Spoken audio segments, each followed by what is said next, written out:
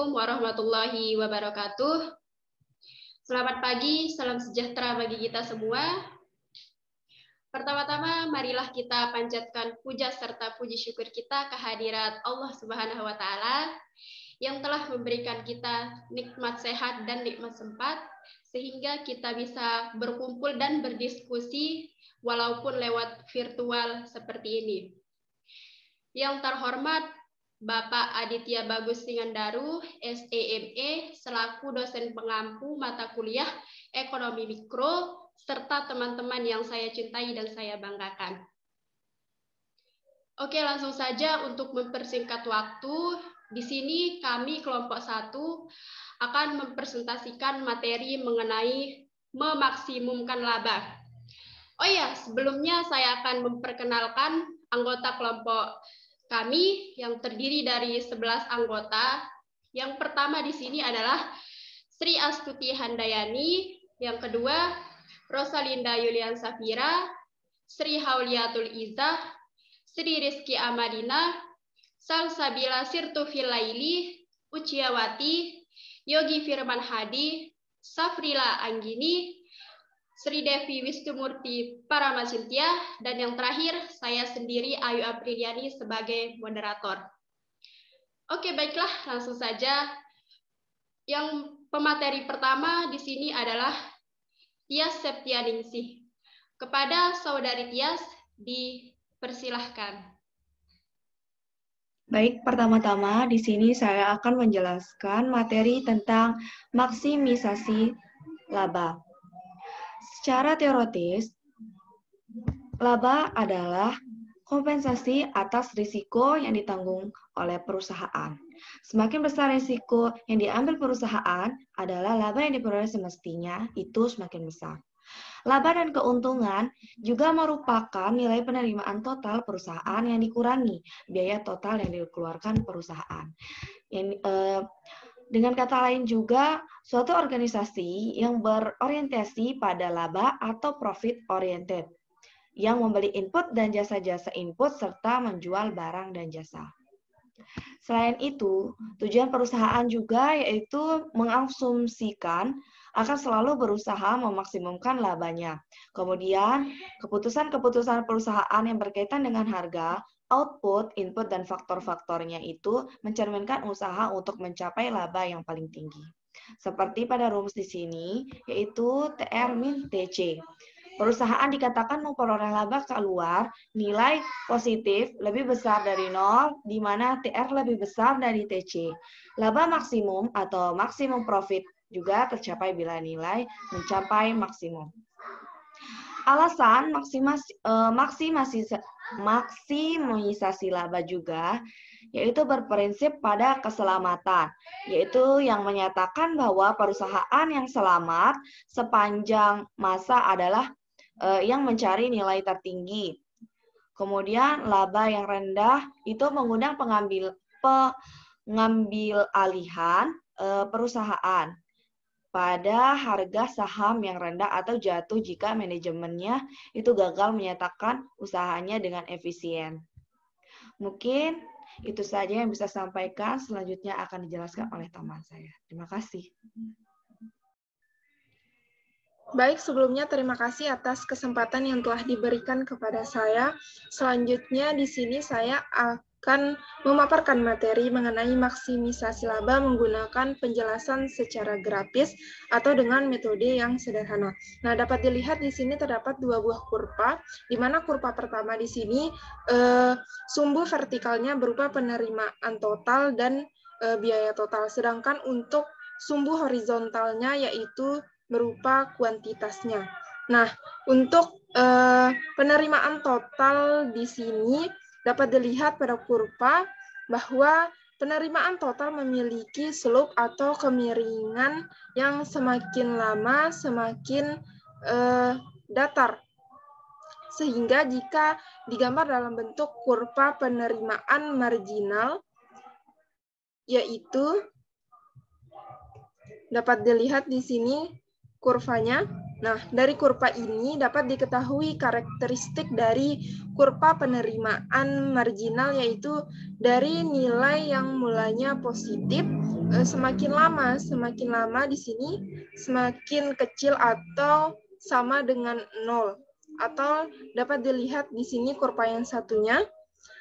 Mungkin itu saja yang dapat saya sampaikan. Penjelasan selanjutnya akan dilanjutkan oleh rekan kelompok saya. Terima kasih. Perkenalkan, nama saya Sri Devius Numuti Parama Cynthia. Di sini saya akan melanjutkan presentasi dari kelompok saya sebelumnya, yaitu tentang biaya total atau TC. Dari kedua grafik di sini dapat disimpulkan karakteristik dari kurva biaya, yaitu dari nilai yang positif pada tingkat tertentu semakin lama semakin kecil, lalu semakin datar tapi tidak mencapai 100%, yaitu masih di atas 0, kemudian setelah itu semakin tegak. Selanjutnya, saya akan menjelaskan grafik TRTC.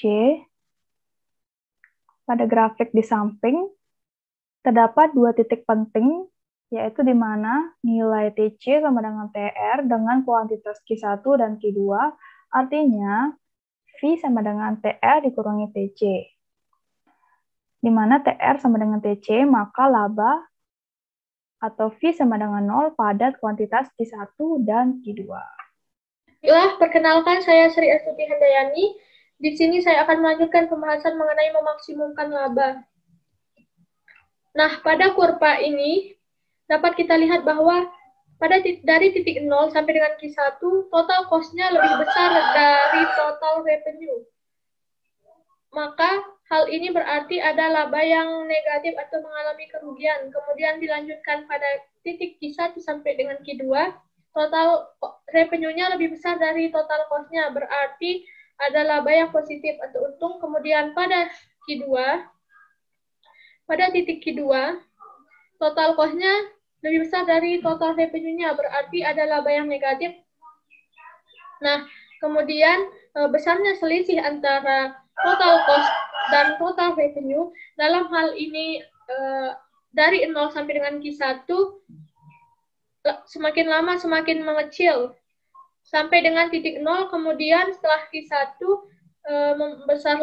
membesar sampai dengan tingkat maksimum tertentu, kemudian mengecil lagi sampai dengan titik 0, kemudian membesar lagi. Jadi dapat kita gambarkan kurva labanya seperti ini. Awalnya labanya negatif, kemudian naik sampai dengan titik 0, sampai dengan 0, yaitu Q1, kemudian naik lagi sampai dengan maksimum tertentu dan turun lagi sampai 0, kemudian negatif lagi. Sekian penjelasan dari saya, akan dilanjutkan oleh teman saya. Selanjutnya, saya akan menjelaskan tentang pertanyaan sesuai topik video kali ini, yang dimana beberapa key bintang sebenarnya supaya labanya menjadi maksimal, jika dilihat dari karakternya lagi, kemiringan dari total cost dan total revenue-nya lebih besar daripada cost-nya. Atau karena kita tahu bahwa kemiringan kurva tersebut seluruhnya, maka slot dari rod di sini lebih besar daripada slot kemiringan totalnya. Yang lebih disertai laba yang semakin lama semakin besar atau selisihnya semakin besar. Dan di sisi lain, setelah Ki bintang itu kejadian sebaliknya, kemiringan dari total cost lebih besar daripada kemiringan total revenue-nya, atau slot dari total cost lebih besar dari slot sebelumnya. Atau bisa juga marginal cost-nya lebih besar dari marginal revenue. Sekian dari saya. Baik, saya akan melanjutkan penjelasannya. Kesimpulan dari penjelasan sebelumnya adalah bahwa kalau slot yang berbeda, maka labanya berubah. Yang berarti labanya pasti akan mencapai maksimum saat slot dari total cost sama dengan slot dari total revenue-nya. Atau juga marginal cost-nya sama dengan marginal revenue-nya.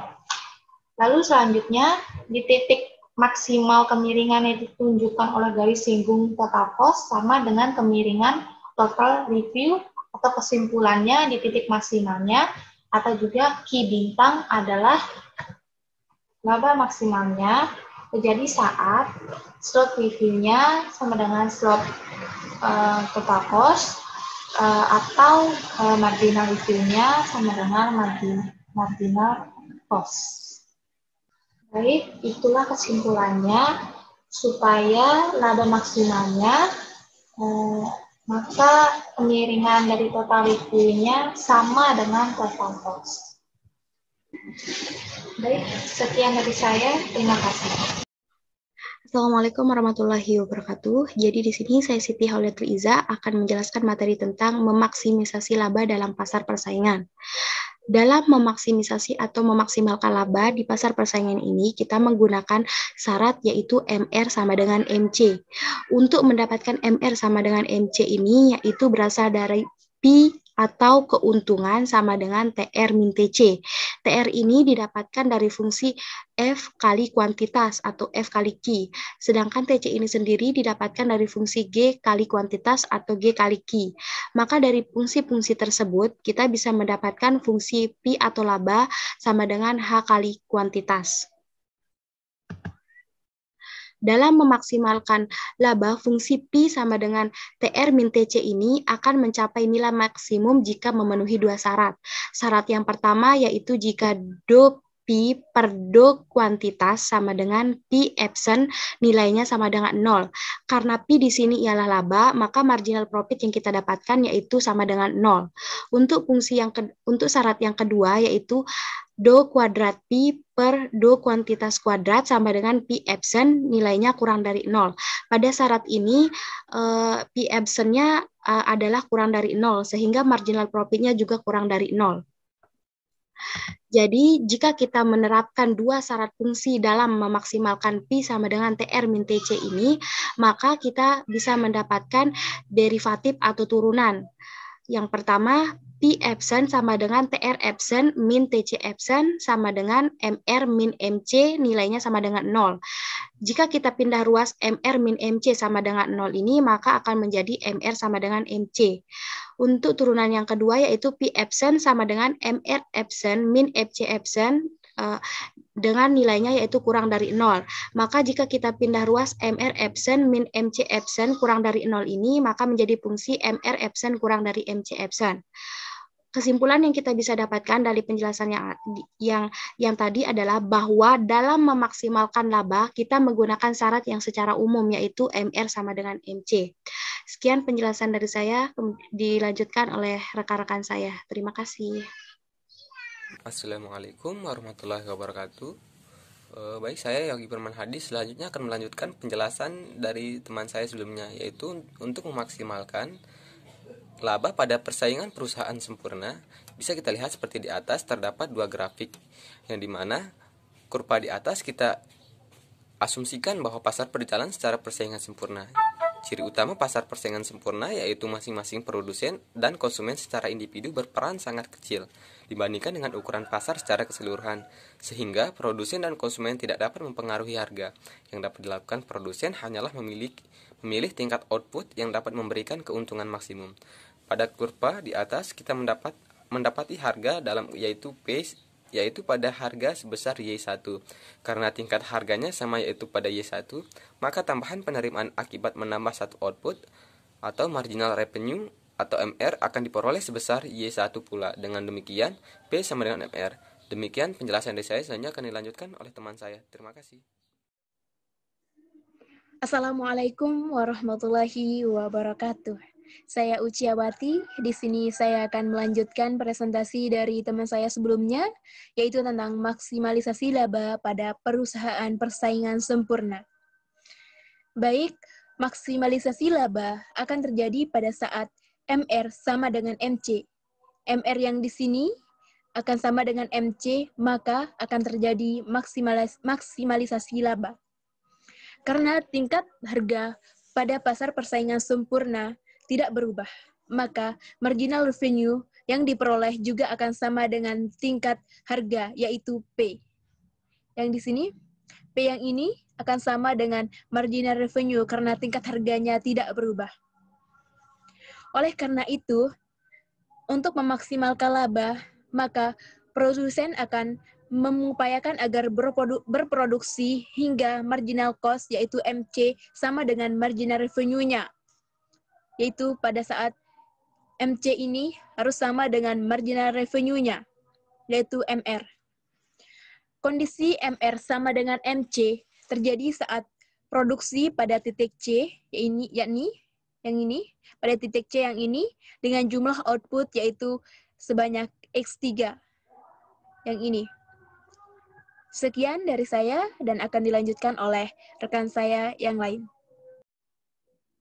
Bismillahirrahmanirrahim. Sebelumnya terima kasih kepada moderator yang telah memberikan saya waktu untuk mempresentasikan materi mengenai maksimisasi laba pada perusahaan persaingan sempurna. Oh ya, perkenalkan nama saya Ayu Apriliani. Saya akan mempresentasikan materi ini dan langsung saja kita masuk ke materi.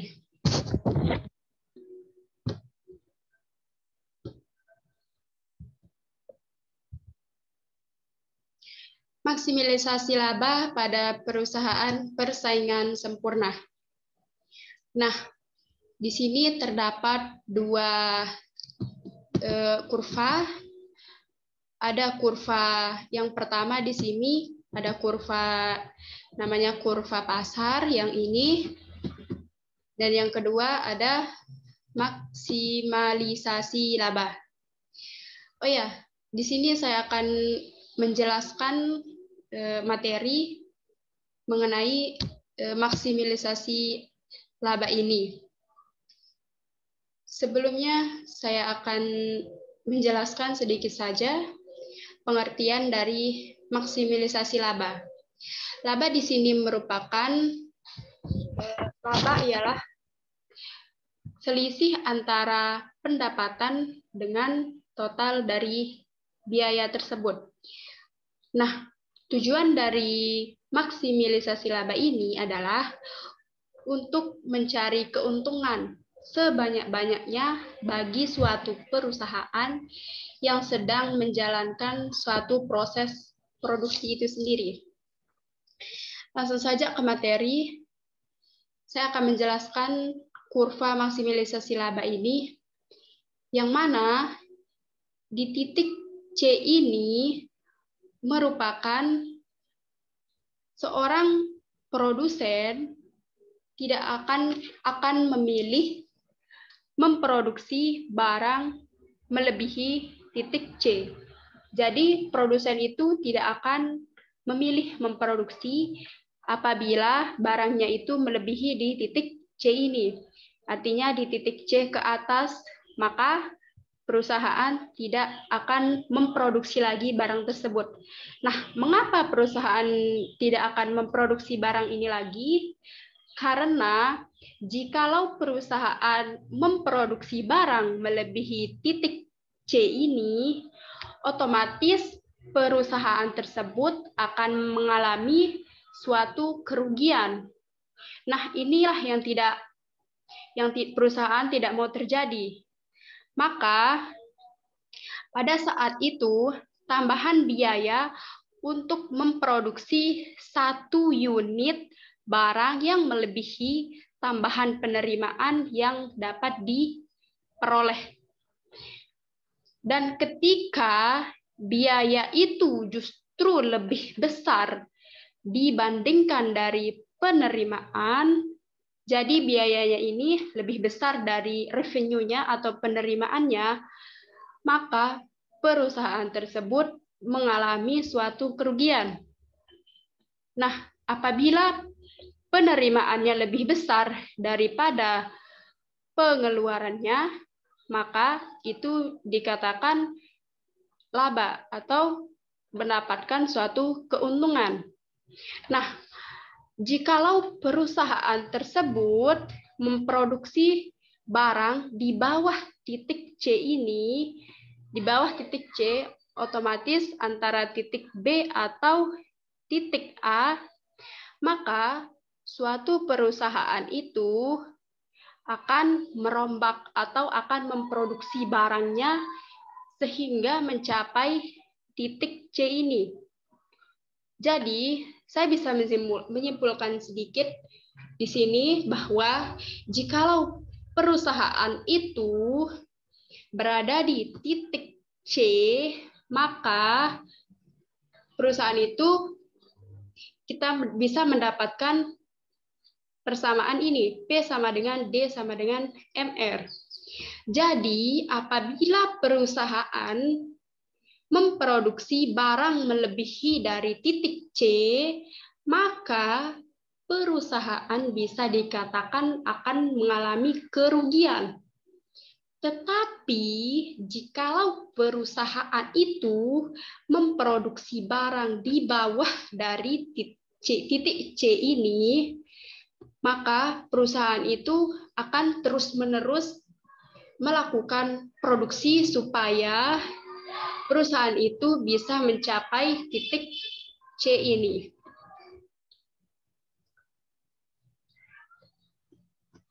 Nah, sehingga yang terakhir bisa ditarik kesimpulan bahwa P sama dengan MC sesuai di rumus di bawah ini. Ya, itu saja penjelasan sedikit dari saya. Apabila ada kekurangan, saya mohon maaf. Terima kasih. Wassalamualaikum warahmatullahi wabarakatuh. Bismillahirrahmanirrahim. Assalamualaikum warahmatullahi wabarakatuh. Saya Salsabila Sirtofilaili. Di sini saya akan melanjutkan materi yang telah dijelaskan oleh Ayu Apriliani tentang memaksimumkan laba pada perusahaan persaingan sempurna. Tampak pada kurva, apabila produksi yang dilakukan masih di titik C atau produksi lebih rendah dari titik C, maka produsen akan terus menambah output produksinya hingga mencapai titik C. Kondisi produksi dengan kurva MC di bawah tingkat harga seperti pada titik C tidak akan memberikan profit maksimum sehingga output harus terus ditambah.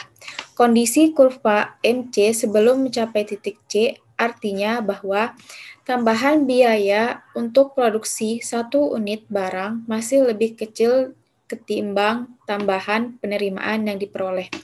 Untuk terus meningkatkan profit, maka output harus ditambah hingga mencapai pada titik C. Pada titik C ini, tambahan biaya dan tambahan penerimaan akan sama. Sekian yang saya jelaskan, saya kembalikan kepada moderator.